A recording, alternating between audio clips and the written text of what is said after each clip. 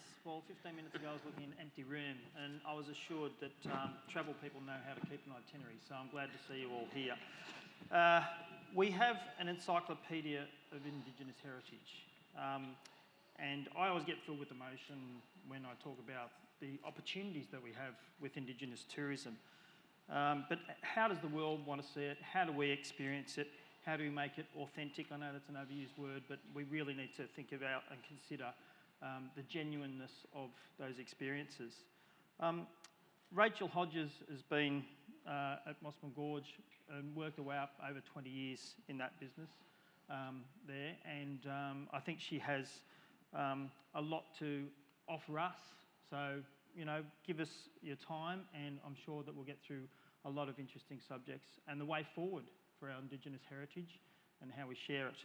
So Rachael, for you, what is the first step that we should take in sharing our Indigenous heritage? Okay. Thanks, Grant. Firstly, I just want to acknowledge that our elders past, present and the traditional owners of this beautiful land that we're on, this beautiful city of Gumoy, which I've grown up here, so I'm a Cairns girl. So I'm a bit biased, but anyway. So firstly, what I think we do need to recognise firstly is that there's over 500 different Aboriginal groups right throughout Australia. We're all different, we're not all the same. We all speak different languages, we all have different cultural values and beliefs. When it comes to including an Indigenous experience in your own business, the first thing you need to do is make sure that you're talking to the right people. Consultation. Make sure that you're reaching out to native title bodies if you need to, or local Aboriginal and Indigenous organisations to ensure that you're asking who should I be talking to make sure that we have the permission and to be able to consult with those particular groups before, yeah. I've just gone blank because I've gotten nervous all of a sudden. No, that's fine. Just it's about, I suppose, yes, asking how we can help those communities and people on country how to share their stories, rather than the other way saying, you know, we want to showcase what is here. Yep. One of the good things about Mossman Gorge Cultural Centre is that was a business that it was actually built from the ground up. So the idea was already there with the local Guyalanji people. So it was them that took charge and said, this is how we want to run this place. We want to share our culture. We've got 500,000 people going through our backyard every year into the national park, and everyone's only seeing that natural value of that particular beautiful Daintree rainforest. So that's where the concept came up, and they brought that dream alive by the building of the cultural centre. And here we are, nearly 40 years later. In 1986, Dreamtime Walk started in that community. From that, it's created jobs. Some of the young people that you see today and what they're achieving is just amazing. But that ownership and getting that permission, that consultation and talking to the right people, if you want to include that experience, is certainly where you need to start. And from an operator's point of view, Ben, how do you get sort of that conversation started? How do you talk to people about, you know, what they have to offer, what they want to showcase, what is off limits and what, you know, will be beneficial, and what is also pragmatic? What are the benefits to community, not just a money-making exercise? Well, how long have we got to answer those questions? About 16 minutes and 8 seconds. Look, I mean, Rachael started off by saying there's 500 different mobs across Australia, and all 500 are unique and have something special to offer.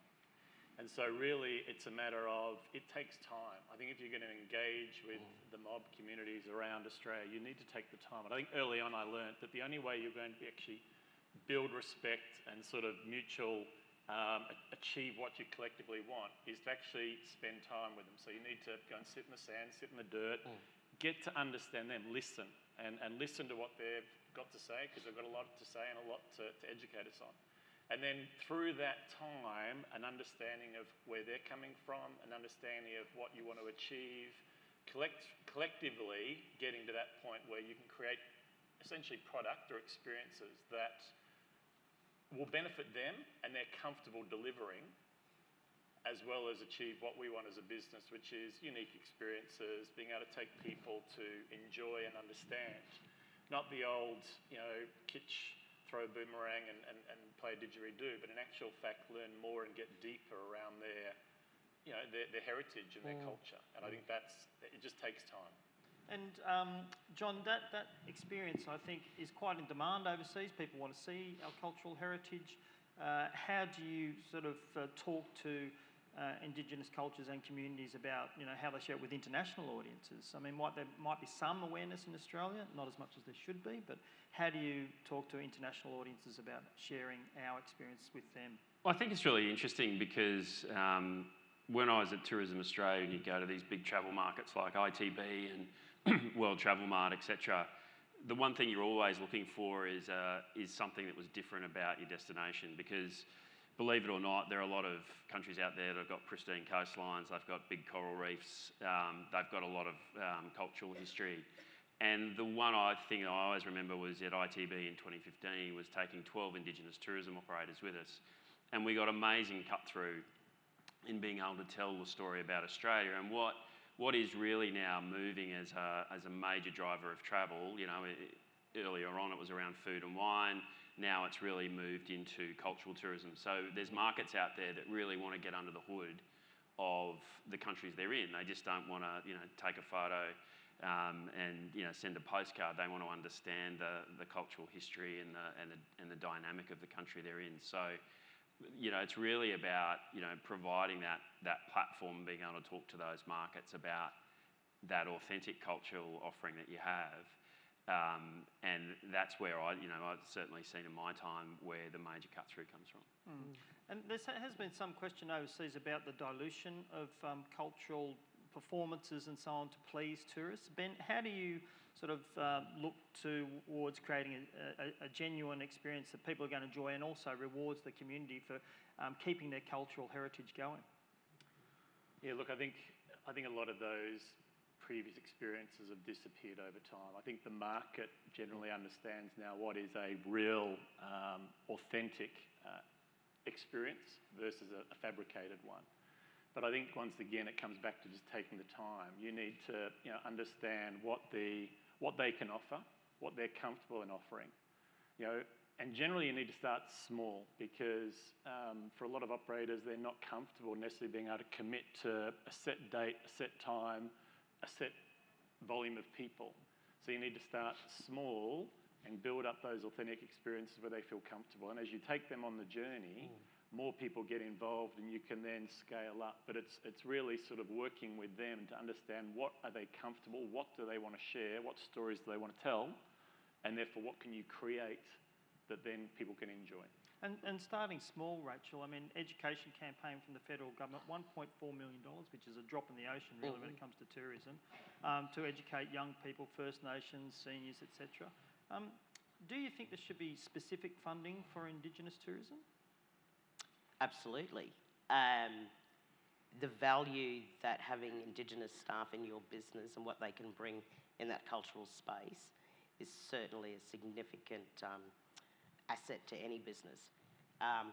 With our National Indigenous Training Academy, we seek our funding through our owner, which is the Indigenous Land and Sea Corporation, being a Commonwealth government body. So we do have partial funding coming via that.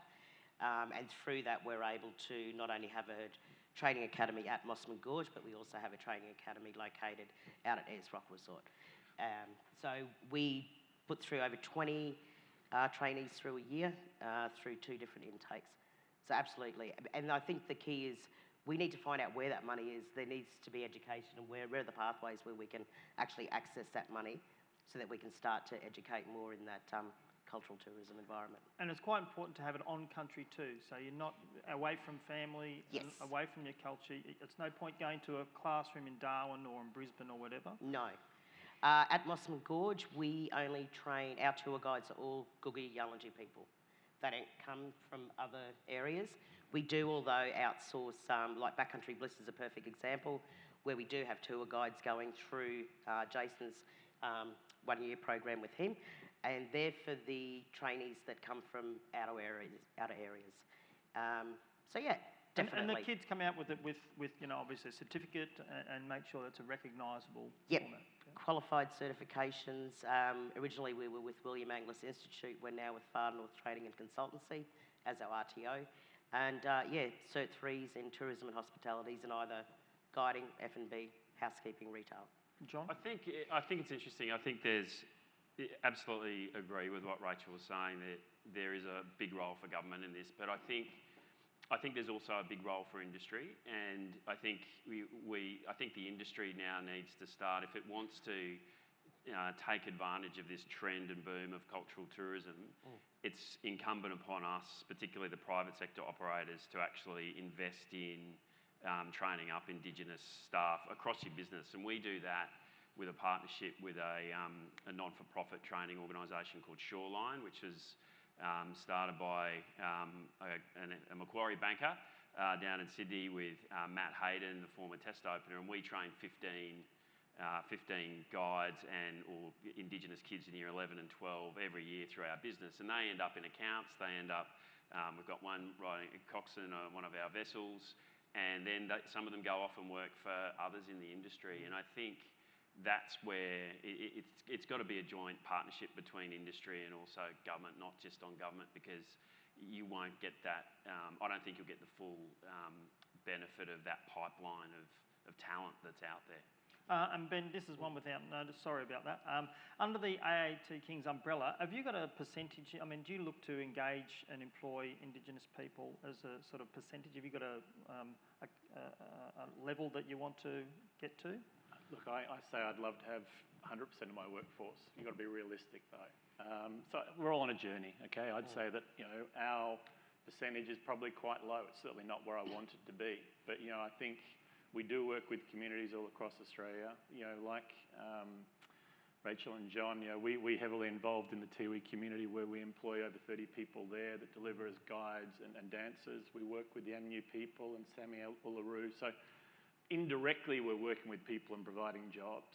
The challenge we have as a business is our footprint, obviously, is national, and it's where we spend our time and energy and how we can draw people in. Because as you said, they're better to be on country where they're comfortable, surrounded by family, friends, community, elders, etc., than trying to bring them into some of the locations we operate. So it's really trying to engage with the community, create the opportunities, and then have that flexibility around them. Because we in the Western world have a way we work, and time and commitments and urgency. It's a completely different culture. So when you work with Indigenous people, you need to understand their culture and accept the way they lead their lives. So, as an example, sorry time is a time where they need time as a community to focus and look after and support one another. They're not interested in work at that stage. So if you are working, you need to make sure as a business that you've got a structure in place that's got flexibility around it, so you can deliver. Because if you're going to put it in your brochure, you're going to market, you're going to sell it as a hero piece, you need to be able to deliver. But you also need to respect the communities and their requirements around their culture and what they need. And that's not easy coming from a Western world, but I tell you, once you buy into that and understand it, it just helps create greater engagement and greater authenticity and greater support. And that's investment in community. And we were talking yesterday, Rachel, about you learning off elders and uncles when you first started there. We're seeing the next generation coming through now. How important is that for you to see those young second-generational tour guides and so on? That's at the heart of my journey. That's why I love doing what I do. The amount of young ones that I've seen come through this program over the last 10 years, well 12, since Mossman Gorge Centre's been running, is just amazing. It's a twofold thing really, because you're providing employment, training, opportunities for our young ones to have a real active role in society, in our communities, and also it's that protection and ongoing transmission of culture. So definitely they're the key things there. That transmission of culture and the ongoing transmission through these young ones is certainly very beneficial, and yeah. And it's not too late. I mean, some of the languages have disappeared or are very, sporadic, and there's not much of them left. But we have an opportunity now through these tourism opportunities and funding and so on to be able to maintain, sustain and record our cultural heritage. Yeah. So when it comes to the political landscape and talking about funding and so on, Ben, how easy or hard is it to sort of get governments on board, whether it be state or federal, and say, hey, we need a bit of assistance here. We're doing what we can, but you need to chip in. It's always difficult to go to Canberra and get money, but look, I think it's changed in the last 5 to 10 years. I think the work that Tourism Australia has done for the industry and push it out there has been great. And on the back of that, the government has seen the value in tourism, Indigenous tourism, the opportunities it creates, and how it can help the communities. So rather than just give them money, how can we create or help them create businesses and create jobs for the young people that they enjoy and feel respected in to then grow? And I think you're seeing it through federal. You're certainly seeing it through the state tourist offices now, and even the regional tourist office, where in actual fact they are coming and engaging with businesses about what opportunities can we do, what can we create. You venture through these parts here. What can we do to help businesses be created? And obviously it's very easy to create business, but it's around longevity. What can we put in place in the structure to make sure these businesses are there for many, many years and become thriving and successful? And I think you're seeing more and more of that. So it's an easier conversation. Obviously, the economy plays a part as to how much money people have got, but it's certainly easier to, the grants and the money and the funding and the want and desire is there now, which I don't think it would have been, say, 10 years ago. Business startup funding and so on. Yep. So next generation too, we're trying to sort of, I suppose, juggle the 60,000 years of culture with AI. I mean, the two don't really naturally go together. But I'm sure that the next generation of tour guides say, well, why don't we do an app, or can we do this walkthrough or audio tour via the app and so on? How, as operators, do you look towards the future and how AI can help not only help with the experience, but help keep a record for people, and how they can hold a memory of their experience using, artificial intelligence and other apps and so on. I don't think, well, for us at least, I don't think it's around the experience, because it's, it sort of goes against the grain of what we do if we're going to say, oh, here's an AI experience of Moore Reef, and cultural guides taking you for a guided snorkel tour out there and telling you the sea country story of that particular part of the Great Barrier Reef. For us, it's probably more in the back office, and then, looking at it, how does it enhance the customer experience, pre, post arrival, maybe during, maybe during the experience. So I think to actually start playing with the experience itself and using AI, we haven't gone there yet. It's been used in other industries. I don't know if anyone has seen, but like, for example, you've got to have a voyage over in London at the moment, which is, you go to it and you actually think you're actually watching them, but it's all AI technology. So I think in certain disciplines it works. For tourism experiences, I'm not sure. It's a bit like indoor skydive. It's kind of, not that great. I did the Ramses, the second exhibition at the Sydney Museum, in the cocoon thing, and it will not match being in Egypt and walking the sands. So. And people see through that. So and it's But it's an interesting one, isn't it? Because there are good apps out there already. One app that I think everyone should have is Welcome to Country. Whenever you arrive in a destination, you turn the app on and it tells you who are the local people and the language, and gives you a bit of cultural relevance about it. But AI is an interesting one. If you think about it, as I said, Sorry Time as an example, if you're committing to delivering an experience, and obviously authentic experience to your guests every week at 11 o'clock, and all of a sudden you find out on the morning of that you can't deliver that experience. Currently, we're sort of saying, sorry guys, here's that, and hopefully we've done a good enough job explaining the culture so people understand. Maybe there's an opportunity on AI with the permission of the communities. In actual fact, as a backup, you create an experience that is not authentic, but it's a bit like Winjiriru. It's the authentic experience that's been backed up and story told, and they're comfortable with you delivering it, that allows you to expand the offering, or at least ensure you deliver it week by week. We're running out of time. Just first of all, I want to ask about your most memorable Indigenous experience. Was it 20 years ago, 10 years ago, 5 years ago?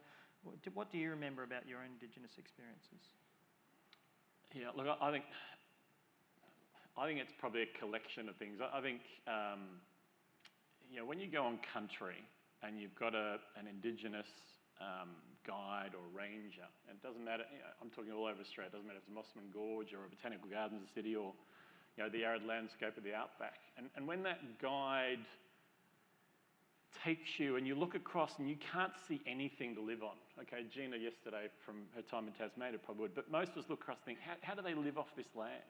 And then all of a sudden they just pull up a branch or they dig into here and they create medicine and food and art materials that are just mind-boggling. To me, that still amazes me, how they lived and survived on the land for 60,000 years, and the story they've got to tell is spectacular. John, yours? It's similar, but it's probably, spoiler alert, unashamed product plug coming up. But if you go out on Moore Reef, for me it was doing a sea country tour with one of our cultural guides out on the Great Barrier Reef. And the interpretation of the local Indigenous communities around the reef is very different to what you get in a standard outer Great Barrier Reef tour. So, similar to Ben's vein, for me it's this whole element of storytelling. It is just next level storytelling, and it is the way that the Indigenous communities that we work with out there interpret the reef, talk about different formations of it, even things around how they interpret coral spawning. It's just amazing. It just literally takes your breath away. So that for me was probably my most memorable cultural experience. And Rachel, for you, what about the next generation coming through? What's the most exciting thing for you about teaching them and sharing that knowledge? Everything's exciting. The journey so far has been exciting. I think just looking at what we're achieving through Mossman Gorge and a lot of other new Indigenous products that are coming out, tourism is, how can you say, I think we invented it before Australia was colonised. But we just have a knack in how to tell that story. So your story, you've got a journalism background, right? Yes. You studied journalism. Yes. So storytelling. Yep. And it could be, sharing ideas or trade or etc. It's all about tourism. It's all about sharing ideas and knowledge and stories. Yes. Yep.